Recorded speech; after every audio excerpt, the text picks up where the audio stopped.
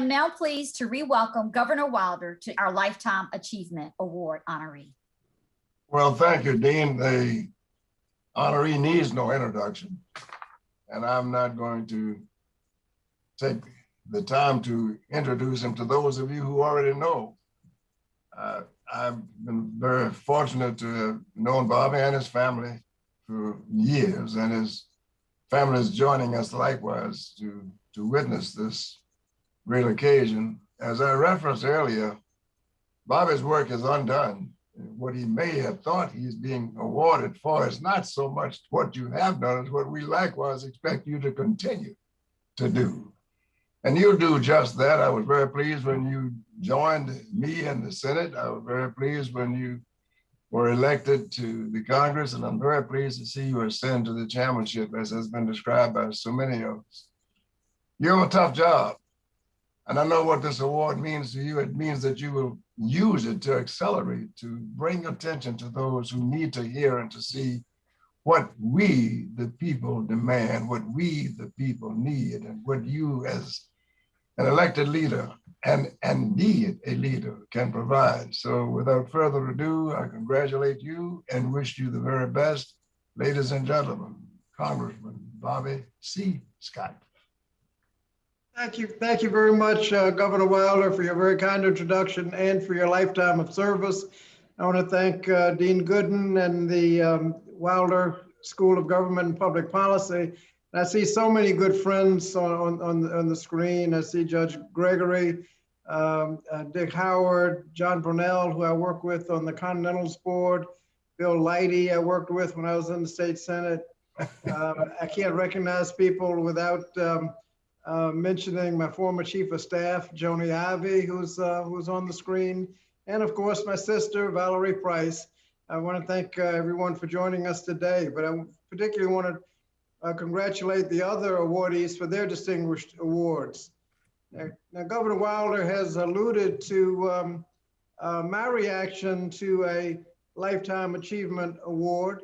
I'm reminded of an old man who's just minding his own business, sitting on his porch.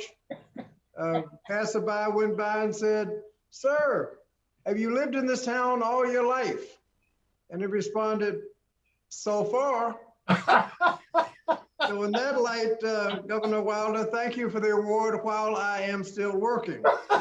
This award means a lot because it carries the name of L. Douglas Wilder, whose lifetime of service demonstrates what a lifetime achievement means. Doug, you served your community as a lawyer. Your long and distinguished career as a state senator, then served the Commonwealth as the lieutenant governor and governor, even continued service in elective office as mayor. And now you're continuing that service by actively participating in the Wilder School of Government and Public Policy. And Governor, your service too is not over. My public policy also began as a lawyer, including the founding of the local federal legal aid program, the election to the House of Delegates, State Senate, and Congress. As a legislator, my focus has been on healthcare, especially early on, focusing on issues involving maternal and child health and the problem of infant mortality, addressing hunger, addressing criminal justice reform before it was popular. In fact, back then, it was dangerous.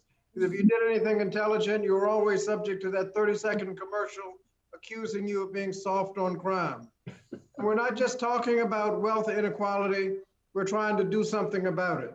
By introducing bills and promoting initiatives that increase the minimum wage, improve the, increasing the minimum wage, improving education at all levels because the best jobs go to those with the best education, addressing discrimination, including the gender discrimination bill that I will be leading the debate on this afternoon on the floor of the House, and making it easier to join a union because union members make more than non-union members. They get equal pay for equal work, and they have more wealth because they get better retirement benefits. All of these issues are within the jurisdiction of the Education and Labor Committee. And we also want to promote home ownership. That's not technically in the committee jurisdiction, but we need to promote home ownership because that's where most middle-class wealth can be found. The recent success in the American Rescue Plan is an example of our work, where we're able to appropriate $125 billion for education K through 12, and we were able to distribute it according to the Title I funding formula, which meant that it went primarily to the low-income areas where it is most needed. And that actually was about 7 times more than the annual Title I funding that we usually do. And so, Governor, we're seeing things change.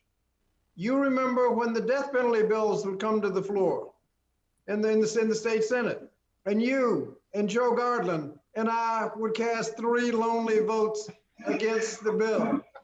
Did you ever expect Virginia to repeal the death penalty?